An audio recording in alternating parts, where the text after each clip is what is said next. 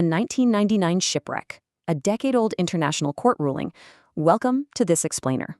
Today, we're going to break down exactly how these two wildly different elements have transformed the South China Sea into a volatile, global flashpoint. What we're looking at is a high-stakes story of legal maneuvering, physical blockades, and a rapidly shifting global power dynamic, all playing out right on the open ocean.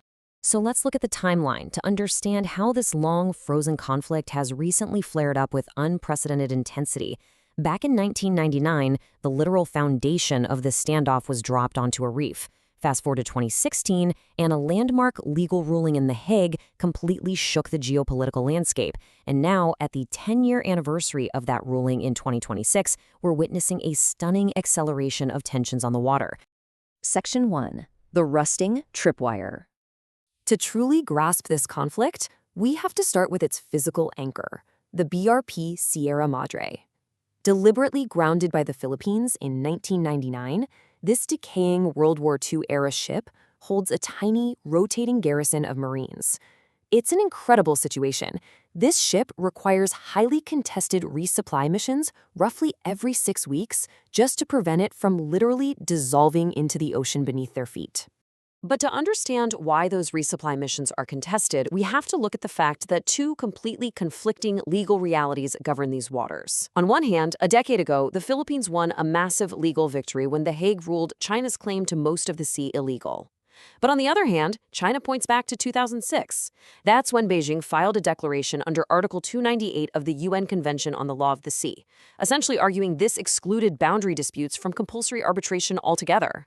And Beijing's calculated legal stance dictates their entire strategy on the water. China considers the 2016 ruling absolutely null and void, arguing that their historic rights stem from customary law that predates the treaty itself. This right here is the foundational legal position that is driving the current stalemate. The scary part is how these legal declarations translate directly into physical escalations. When China enacted Order No. 3 in June 2024, which allowed commanders to detain foreign vessels, the fallout was immediate. Literally 2 days later, a Filipino sailor's thumb was severed during a boarding incident. Just over a year after that, the BRP Suluan was rammed amidst heavy water cannon fire. Section 2. Rise of the Shadow Fleet. The operational scale of what's happening out there is staggering. We aren't just talking about a few rogue ships. Independent monitoring tracked a record-breaking daily average of 241 Chinese maritime militia vessels across these reefs last year. Contact between vessels is now happening on over 60% of days. Make no mistake, this is a massive, standing, scheduled patrol operation. 933. That is the number of ship days logged by Chinese Coast Guard vessels around Scarborough Shoal in just the first half of 2026. To put that into perspective, that nearly matches the entire 12-month total from the year before. The presence is expanding rapidly. Section 3. Of fractured regional fronts.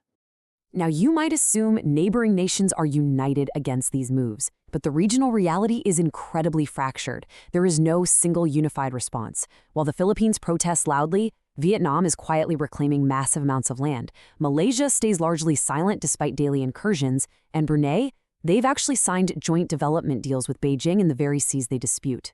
Section 4. Escalation in the gray zone.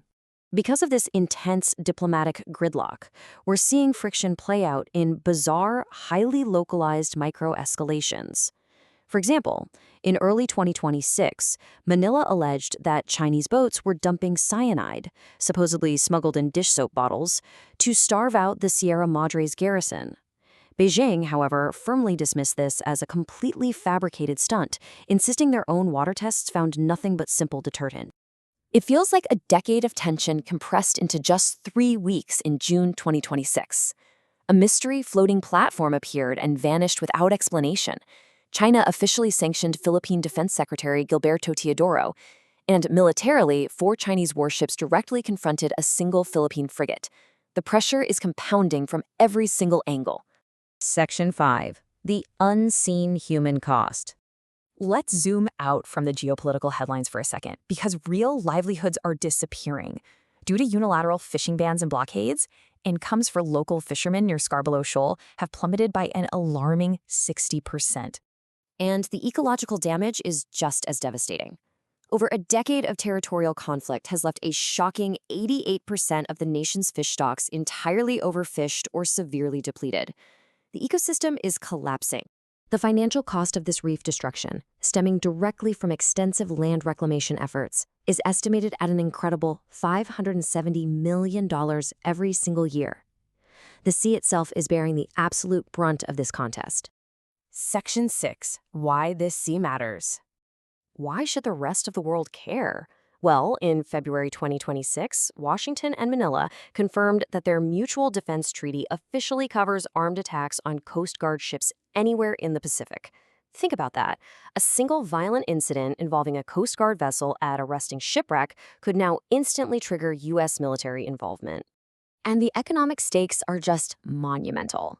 Between $3.9 and $5.3 trillion in global trade navigates these exact contested waters every single year. A disruption here wouldn't just be a local problem.